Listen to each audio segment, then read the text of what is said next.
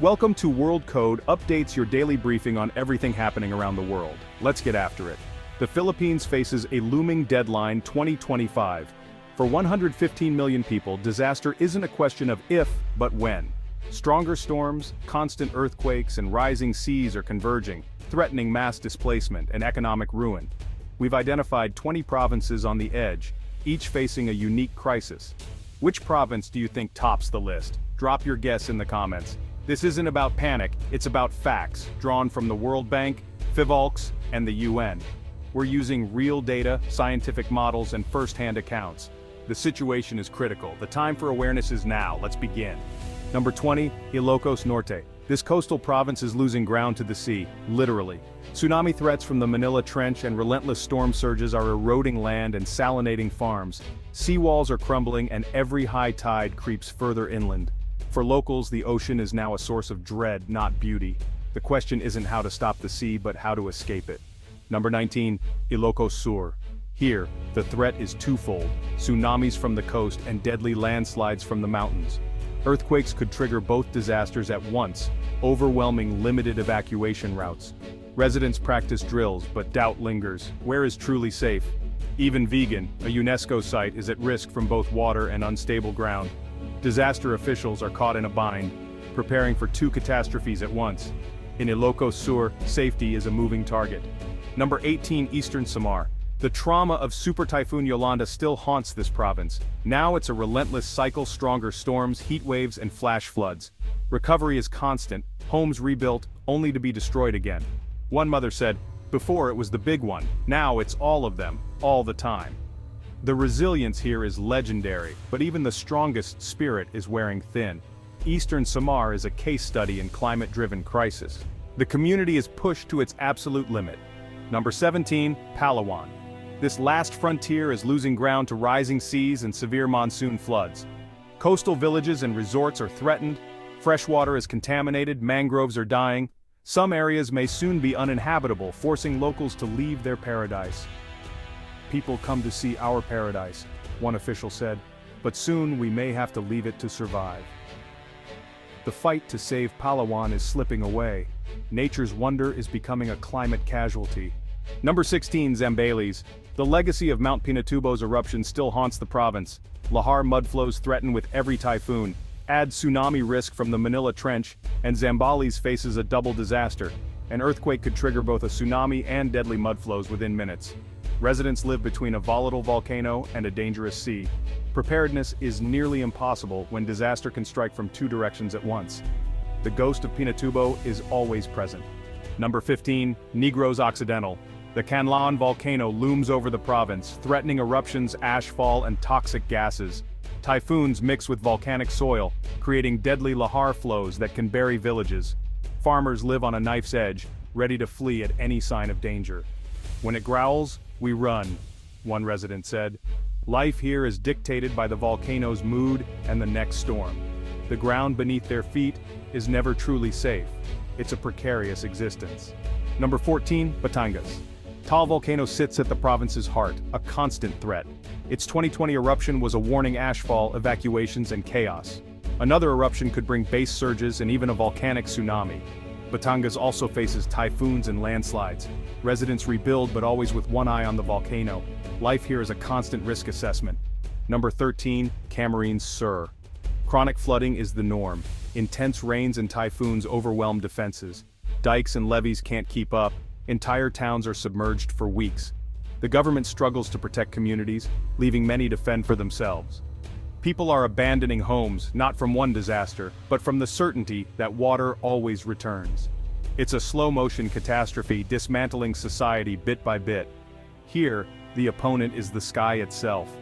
Number 12, Sorsogon. Mount Bulusan's eruptions force evacuations and contaminate water.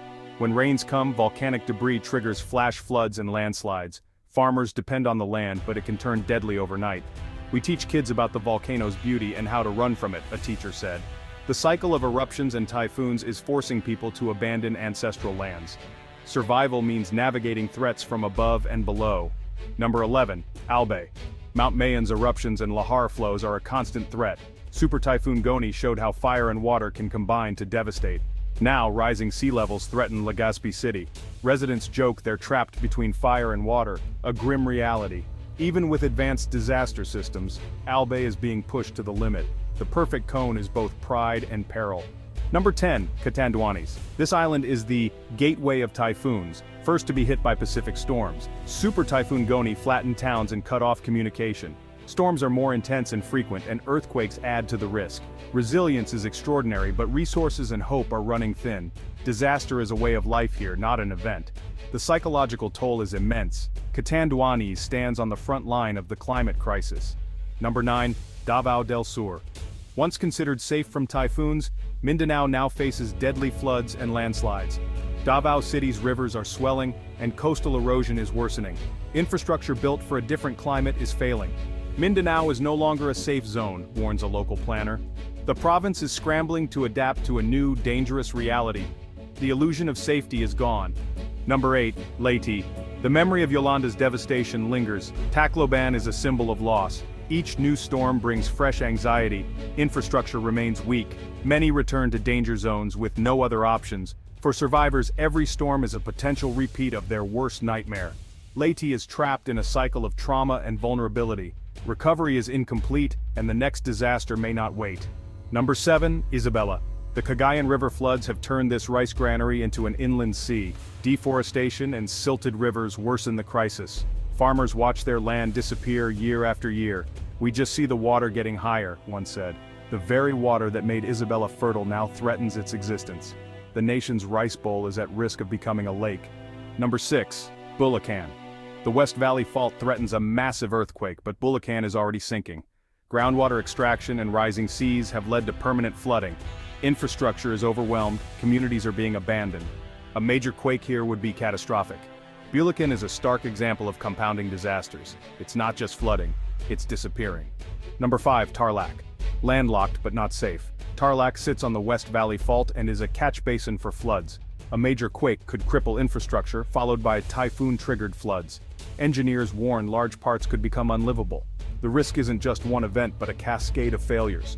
Tarlac is a disaster waiting to happen. The threat is real, even if it's not always visible. Number 4, Cagayan. Typhoons, floods, landslides, and tsunamis. Disaster is routine here. Evacuations are part of life, but normalcy breeds risk. Homes on stilts are no match for rising floods. Survival is a gamble, and the odds are getting worse. Living on the edge is a fact of life in Cagayan.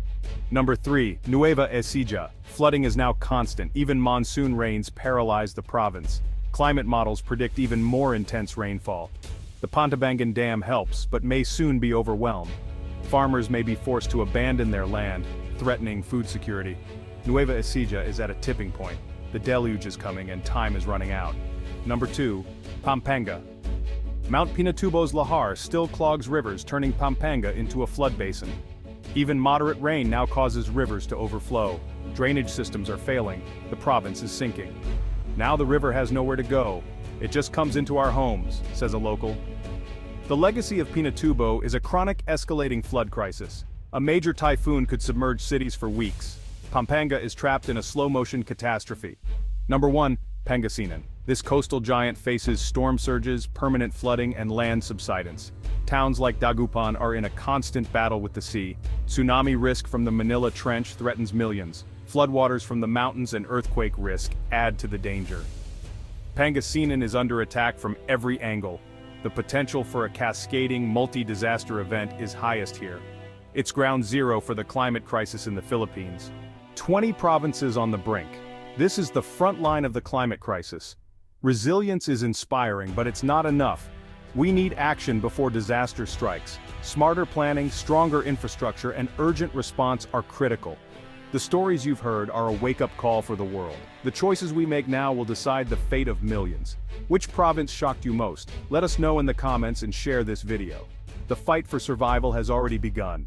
Are we ready? This is about awareness, not fear. Thank you for watching.